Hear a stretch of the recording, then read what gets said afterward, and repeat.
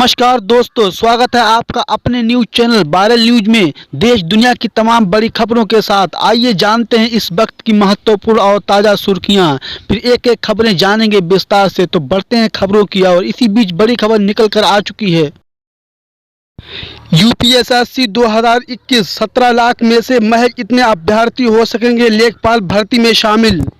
लेखपाल के 7,882 पदों पर भर्ती के लिए जल्द ही नोटिफिकेशन जारी किया जा सकता है। राज्य में कई सालों के बाद लेखपाल के रिक्त पदों पर भर्ती होने जा रही है। अब बढ़ते हैं अगली खबर की तरफ। पीएम आवास योजना 31 दिसंबर तक बनाने होंगे बचे हुए 4,67,000 मकान। विभाग ने मांगी रिपोर्ट। प्रधानमंत्री आवास योजना ग्रामीण के अंतर्गत स्वीकृत 100% आवासों को पूरा करने के लक्ष्य की अवधि 31 दिसंबर तक बढ़ाई गई है। ग्रामीण विकास ने जिलों को निर्देश दिया है कि इस अवधि तक सभी आवासों को पूरा कर विभाग को रिपोर्ट भेजे। इस योजना के तहत 15 दिसंबर तक कुल 26,64,000 आवास स्वीकृत किए गए हैं, जिनमें 22,27,000 पूरे हो गए हैं। वहीं शेष आवास निर्माणाधीन है। इस तरह 16 दिनों तक 4,67,000 आवास बनाने की चुनौती होगी। बढ़ते हैं अगली खबर की तरफ। अब इमरान खान ने विश्व बैंक के दर पर फैलाई झोली।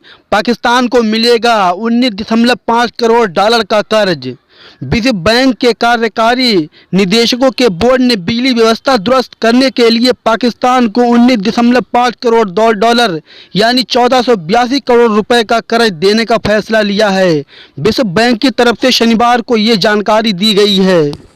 चलिए अब बढ़ते हैं अगली खबर की तरफ। पीएम किसान सम्मान निधि योजना की 10वीं किस्त क्यों अटकी हुई है? जाने कब अकाउंट में क्रेडिट होगा पैसा। पीएम किसान सम्मान निधि योजना की 10वीं किस्त को लेकर अभी तक आधिकारिक पर कोई अपडेट नहीं है, क्योंकि पिछले साल का अंतिम किस्त 25 दिसंबर को जारी की गई थी। इसी का अनुमान लगाया जा रहा है कि इस साल भी किसानों को 25 दिसंबर से पहले पैसे मिल जाएंगे।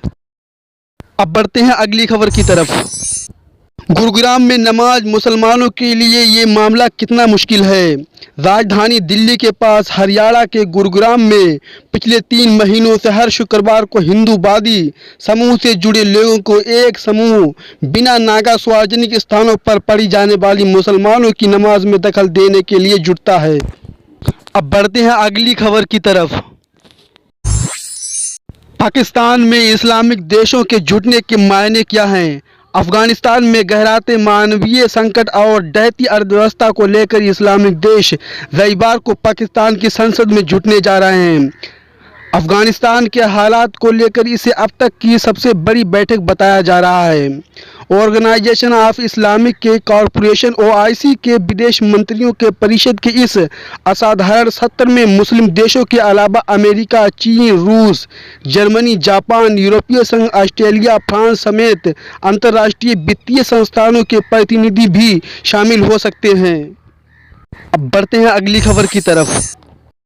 इराक की राजधानी बगदाद में अमेरिका दूतावास के पास रविवार सुबह लगातार 2 रॉकेट दागे गए, जिससे आसपास के इलाके में दहशत फैल गई।